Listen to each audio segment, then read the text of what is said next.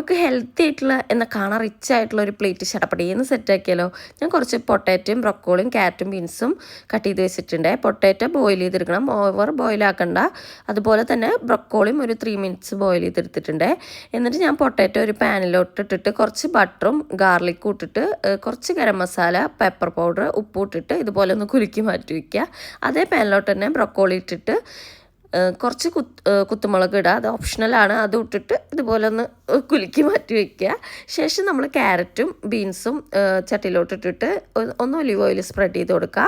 എന്നിട്ട് ക്യാരറ്റ് അധികം ബോയിൽ ചെയ്യണമെന്നൊന്നുമില്ല, നമ്മൾ ജസ്റ്റ് ഒന്ന് സോട്ട് ചെയ്തെടുത്താൽ മതി. അത് മാറ്റി വെച്ചിട്ട് ബീൻസ് ഒരു 3-2 മിനിറ്റ്സ് ഞാൻ ഒന്നും കൂടി ആക്കിയെടുക്കുന്നുണ്ട്. എന്നിട്ട് പ്ലേറ്റ് ചെയ്യുക. ഞാൻ ബസ്മതി റൈസ് ഓൾറെഡി വേവിച്ച് വെച്ചിരുന്നു. പിന്നെ എയർ ഫ്രയറിലാക്കിയ ചിക്കൻ അതിൻ്റെ റെസിപ്പി ഇട്ടിട്ടുണ്ട്. പിന്നെ പൊട്ടാറ്റോ, ക്യാരറ്റ്, ബീൻസ് ഇതൊക്കെ വെച്ച് പ്ലേറ്റ് സെറ്റാക്കുക. എന്ത് ലുക്കാണല്ലേ കാണാൻ. കുറച്ച് യോഗട്ടും കൂട്ടി കഴിക്കാനാണെങ്കിലും സെറ്റാണ് കേട്ടോ. അപ്പോൾ എല്ലാവരും ട്രൈ ചെയ്തേക്കാം. അപ്പോൾ ശരി.